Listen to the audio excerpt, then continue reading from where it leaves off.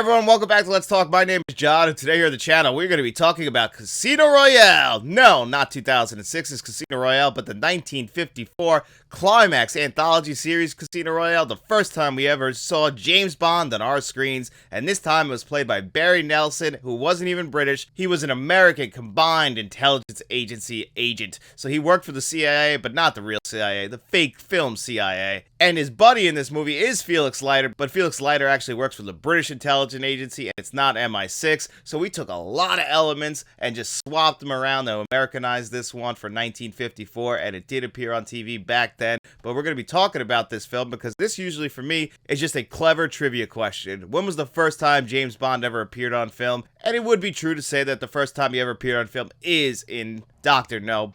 Bond. James Bond. But the first time anyone ever saw James Bond based on the 1953 Ian Fleming novel was actually in 1954, and that was with this right here, Casino Royale, and I have the DVD that was actually gifted to me along with these two wrestling DVDs from a friend of the channel, Lord Rated. And I'm a huge James Bond fan, and I had actually never seen this. You know, it's really hard to get a hold of. This originally aired back in 1954, and it was colorized. They shot this in color. It was a live broadcast, and no one had ever seen it since. Then in 1981, somebody was digging around in the archives. MGM actually acquired the rights to this and the 1967 spoof film, also called Casino Royale, which features Orson Welles playing Le Chiffre, which is pretty funny. That's another cool trivia fact, is Le Chiffre, who's the main villain in these films, is actually played by Peter Lorre in this film, who many people might know from M and the Maltese Falcon. In the 1967 film, it's played by Orson Welles. Well, goodbye, Mr. Bond. It's been nice knowing you. And then in 2006, it's played by Mads Mikkelsen. So the same character played three times by three famous actors, all from different generations, just doing a fantastic job. Peter Lorre does do the standout performance in this version of the film. And when they discovered that they actually had these elements, they were able to bring them to VHS at the time, they were missing the last 2 minutes of it, and it was in Kinescope black and white. So that means it's in really rough shape. And this DVD is no different. It is in pretty rough shape when you watch this one back. But if you've never seen this, it really is fun to actually go back and watch it. It's not a great film. You know, it's only 50 minutes long. They had to get the whole story in for the CBS production of Climax. It even opens up with a host introducing us to it. And now, Casino Royale. Telling us about it. You know, he's kind of just talking about playing cards because that's the big deal about this story, is this one big card game. They really surround the entire story around this card game like they do in 2006's Casino Royale, but there's not as much setup and there's not even as much of a conclusion. It ends pretty damn fast. They got to just get this whole story in there. And like I was saying earlier, now James Bond is an American because we had to Americanize this. And Barry Nelson does an okay job, but he is not as memorable as any other James Bond. He really does feel like an American. It looks like you're as lucky as they say.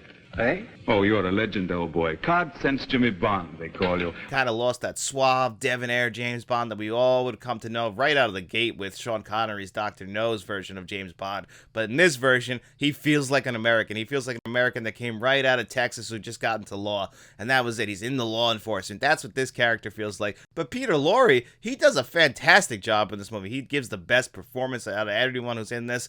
You know, the person who plays Vesper and her name in this movie is a combination of a couple other characters, mainly because we had to do that a few times. Felix Leiter also takes on the role of other characters that you might have seen in the 2006 version, even though they are telling the same story, and they do hit a lot of the same story beats, just in different ways, and a lot of it is also surrounding this card game. Unfortunately, though, James Bond doesn't head out to the parking lot and defibrillate himself so he doesn't come back to life. Now, that doesn't happen in this movie. That scene's completely cut out. Also, we don't see Lafitte actually taking that whip and whipping James Bond in the balls. Also not in this, mainly because it's 1954 and we can't show that kind of violence on screen. There is some violence, but it's done off screen. You know, you hear somebody get shot, you can just tell they had no money. You hear someone get shot and they come stumbling into the room and they fall to the floor. It's like, oh, he got shot. So you got all that in here, and the game that they're playing isn't Texas Hold'em like in 2006. No, they're playing Baccarat, which, you know what, they do a pretty good job and a clever way of explaining that to us while giving us the exposition dump of what this movie's going to be about. They also take the time to explain Baccarat in the same conversation between Clarence Leiter, even though it is Felix Leiter.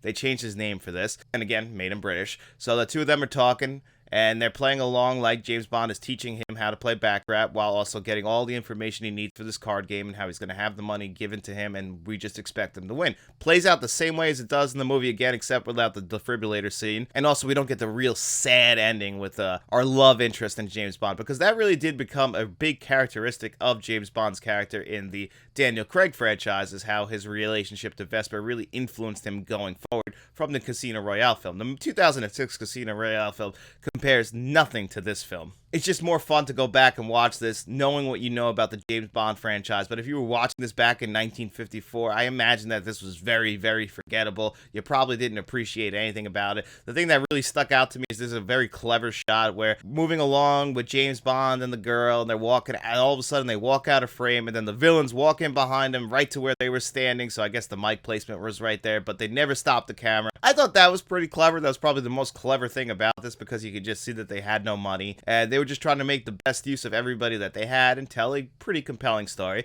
I wasn't really bored watching this, but again, that was probably more just because I was fascinated by it, and the DVD quality is very, very, very low. Like I said, they discovered this from the film Elements in 1981, Kinoscope, black and white now, after they shot it on color, and they were missing the last 2 minutes. They're not anymore, but they originally were. So this is all just a Frankenstein's monster jumbled together to get this out to you so you can finally see it. So you don't really care too much about the quality, but the quality of this DVD is very, very, very low. But I still had a good time watching it, but don't expect this to be something that's cinematically beautiful. Like, these faces are just so overexposed and white that it's really having a hard time seeing what their faces actually even look like. It's very, very rough, but it's still fun to check out. If you get your hands on this DVD, I can definitely recommend it, just for the James Bond fan out there who might be a fan of the franchise and wants to see where it really got started. The first time Ian Fleming ever sold the rights to this was to these guys to make this, and although the Broccoli family, Arthur R. Broccoli, was actually an executive producer on the show, so I wonder if that's kind of how they got their teeth into the James Bond franchise, started that relationship with Ian Fleming, because eventually this does blossom into what I can still consider the greatest franchise of all time. It's either this or Godzilla, because they're still going, but this is where it really got started, and you have to see it just for that. You might not be that entertained, but if you're a James Bond fan, it is fascinating. So how would I rate this film on a score of 1 to 10? I would still give it a pretty solid 5 out of 10. It's nothing special, but it's still fascinating. I can recommend you seeing it, especially if you're a James Bond fan. But it's also Monday, and that means it's time for our digital code giveaway. So I'm going to kick this over to Future John right now. And that is right, Past John. It is Monday, and that means it is time for our digital code giveaway. In every single video that we do on Friday, I'm going to ask you guys 2 digital code giveaway questions. All you have to do is answer one of those questions in the comment section below, and as long as you do that, you come back to this Monday's video, this video right here, and we put your name on a magic wheel. We spin that bad boy 2 times, and the 2 names it lands on, they have their choice of the digital codes that you see on your screen before you today. And I asked you guys, what is your favorite movie that's stuck on streaming that you want to come to physical media? And what is your favorite genre of film? And actually, comedy won out as far as everyone's favorite genre of film, which makes sense. Everyone enjoys a good laugh, and especially nowadays where we don't really get too many comedies, especially coming to movie theaters, but when it comes to streaming services too, we don't really get too many feature films that are comedies. Mostly comedy is reserved for sitcoms or just regular old-fashioned skit comedy shows. And, you know, we get a lot of stand-ups each year, but we do not get a theatrically released comedy film. Maybe 1 or 2 a year. No Hard Feelings was the big one from last year, starring Jennifer Lawrence, but that was really it. You know, drama was right behind that, and then horror sci-fi. I would say if you could make a good horror film or good sci-fi film, that will always be one of my favorite films of the year. That's why I enjoyed The Creator so much from last year. We do not get that many straightforward sci-fi movies anymore that are trying to tell a compelling story, that are asking big questions, that feature big themes, and I thought The Creator really did that. Hopefully we get more of those. Anytime we can get a good sci-fi movie that's exploring huge themes about life, philosophical themes, I always do appreciate that. I wish we got more of them, but unfortunately that's another genre that's really taken a hit over the years. Hopefully now with like superhero films kind of winding down and people kind of having superhero fatigue, we start to get more of these creative adult-oriented stories. I hope so. Even as much as I love the superhero films, I would just like them to start telling more compelling stories, really get back to storytellings, movies with mid-level budgets, and bring us back comedies. I want more comedies in theaters. There's just something special about going to the movies with a crowd and watching a really funny movie that you're all laughing at. We are laughing. You just can't experience that same feeling at home. But anyway, I'll keep rambling on, so let's spin this magic wheel and see who our 2 lucky winners are. First wheel spin coming up.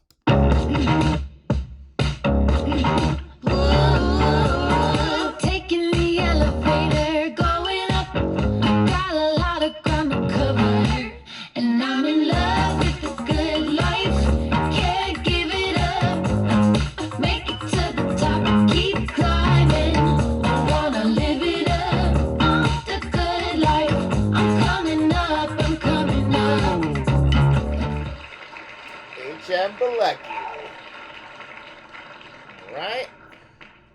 Just gonna remove you.